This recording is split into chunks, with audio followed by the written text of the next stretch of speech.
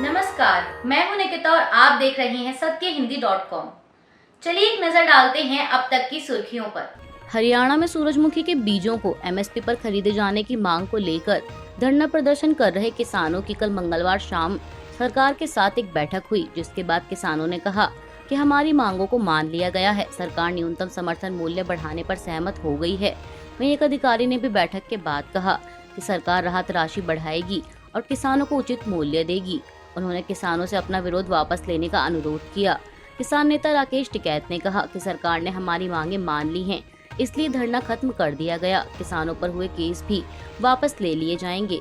आपको बता दें कि किसान कई दिनों से अपनी मांग को लेकर आंदोलन कर रहे थे।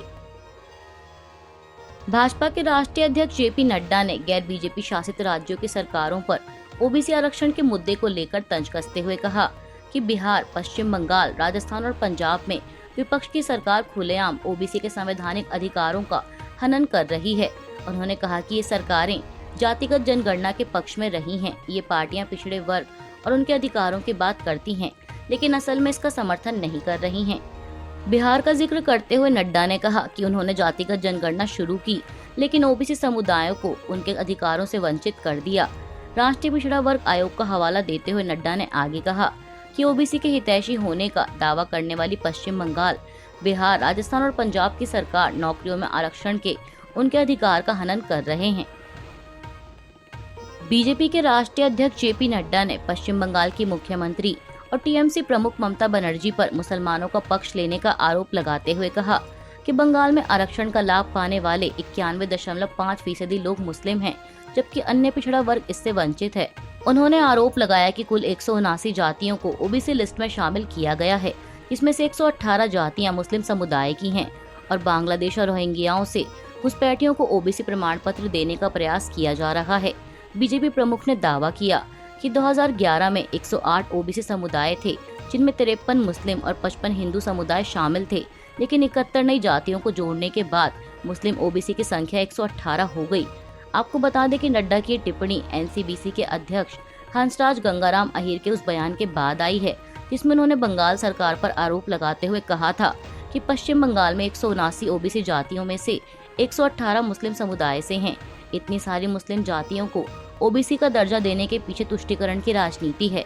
अहीर ने ये भी कहा था कि राजस्थान, पंजाब और बिहार में ओबीसी आरक्षण को ठीक से लागू नहीं किया जा रहा। तमिलनाडु सरकार में बिजली मंत्री वी सेंथिल बालाजी के परिसरों पर कल मंगलवार को ईडी ने छापेमारी की। बताया जा रहा है कि ईडी ने धन शोधन के एक मामले की जांच के सिलसिले में मंगलवार को ये छापा मारा। आधिकारिक सूत्रों ने न्यूज एजेंसी पीटीआई को जानकारी देते हुए बताया कि यहां और इरोड के अलावा बालाजी के गृह जिले करूर में भी तलाशी ली गई। ईडी के अधिकारियों ने कहा कि यहाँ सचिवालय में बालाजी के कार्यालय के कमरे में भी तलाशी ली गई। वहीं इस मामले को लेकर राज्य के मुख्यमंत्री एमके स्टालिन ने कहा कि मंत्री सेंथिल बालाजी के सचिवालय कार्यालय पर ईडी की ओर से की गई छापेमारी संघीय सिद्धांत पर सीधा हमला है। अपने राजनीतिक विरोधियों के खिलाफ बीजेपी की पिछले दरवाजे की रणनीति से उन्हें अच्छे परिणाम नहीं मिलेंगे। बीजेपी के बदले की राजनीति की ओछी हरकतों को देख रहे लोगों की चुप्पी को कम करके नहीं आंका जाना चाहिए। ये और कुछ नहीं बल्कि 2024 के तूफान से पहले की शांति है, जो बीजेपी को बहाल ली जाएगी। तमिलनाडु सरकार में बिजली मंत्री वी सेंथिल बालाजी के परिसरों पर ईडी की रेड को लेकर विपक्ष ने एक बार फिर केंद्र पर हमला बोला है। एनसीपी प्रमुख शरद पवार ने इस मामले पर प्रतिक्रिया देते हुए ट्वीट किया कि मैं विपक्षी दलों की ओर से शासित सरकारों के मंत्रियों के खिलाफ ईडी की लगातार हो रही कार्रवाई की कड़ी निंदा करता हूं। सेंथिल बालाजी के कार्यालय पर छापे के साथ ईडी अब अलोकतांत्रिक केंद्र सरकार के खिलाफ उठने वाली आवाज को कुचलने के अपने मकसद के साथ दक्षिणी राज्यों में पहुंच गई है। वहीं कांग्रेस अध्यक्ष मल्लिकार्जुन खड़गे ने कहा कि कांग्रेस पार्टी तमिलनाडु के बिजली मंत्री के कार्यालय की तलाशी में ईडी के घोर दुरुपयोग की निंदा करती है। ये उत्पीड़न और डराने धमकाने की मोदी सरकार की बेशर्म कोशिशें हैं। राजनीतिक विरोधियों के खिलाफ जांच एजेंसियों का दुरुपयोग मोदी सरकार की पहचान रही है। यह हथकंडे विपक्ष को चुप कराने में कामयाब नहीं होंगे। दिल्ली के मुख्यमंत्री अरविंद केजरीवाल ने भी इस मामले पर ट्वीट कर लिखा कि विपक्ष को परेशान करने और डराने के लिए केंद्रीय एजेंसियों का बीजेपी की ओर से दुरुपयोग बेरोक-टोक जारी है। तमिलनाडु के बिजली मंत्री वी सेंथिल बालाजी के खिलाफ ईडी के छापे की कड़ी निंदा करता हूं। राजनीतिक बदले की भावना से अंधी बीजेपी हमारे लोकतंत्र को अपूरणीय क्षति पहुंचा रही है। वहीं टीएमसी प्रमुख और पश्चिम बंगाल की मुख्यमंत्री ममता बनर्जी ने भी इस छापेमारी को लेकर केंद्र पर निशाना साधते हुए कहा कि मैं डीएमके के खिलाफ बीजेपी की ओर से राजनीतिक प्रतिशोध की इस कार्रवाई की निंदा करती हूँ। केंद्रीय एजेंसियों का दुरुपयोग लगातार जारी है। तमिलनाडु के मंत्री राज्य सचिवालय और उनके आधिकारिक आवास पर ईडी के छापे अस्वीकार्य हैं। ये बीजेपी की घिनौनी हरकत है। भारतीय ओलंपिक संघ अगले महीने की 6 तारीख को भारतीय कुश्ती महासंघ के चुनाव कराएगा और नतीजों की घोषणा भी 6 जुलाई को ही की जाएगी। बता दें, ये जानकारी निर्वाचन अधिकारी द्वारा मंगलवार को जारी अधिसूचना में दी गई।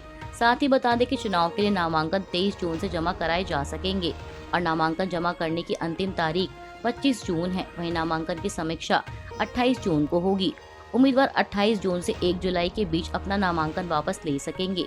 इसके बाद 2 जुलाई को चुनाव लड़ने वाले उम्मीदवारों की अंतिम सूची जारी की जाएगी और WFI का ये चुनाव जिन पदों के लिए होगा उसमें शामिल हैं अध्यक्ष, वरिष्ठ उपाध्यक्ष, 4 उपाध्यक्ष, महासचिव, कोषाध्यक्ष, 2 संयुक्त सचिव और 5 कार्यकारी सदस्य। वहीं चुनाव में इस बार जो बड़ा मुद्दा बन सकता है वो है निवर्तमान अध्यक्ष बृजभूषण सिंह के परिवार के सदस्यों या सहयोगियों को चुनाव लड़ने की स्वीकृति दी जाए या नहीं, क्योंकि खेल मंत्री अनुराग ठाकुर ने पहलवानों को आश्वासन दिया था कि सरकार बृजभूषण के परिवार के किसी सदस्य या सहयोगी को चुनाव लड़ने की स्वीकृति नहीं देगी। अभी के लिए बस इतना ही। बाकी की खबरों के लिए बने रहिए सत्यहिंदी.com के साथ।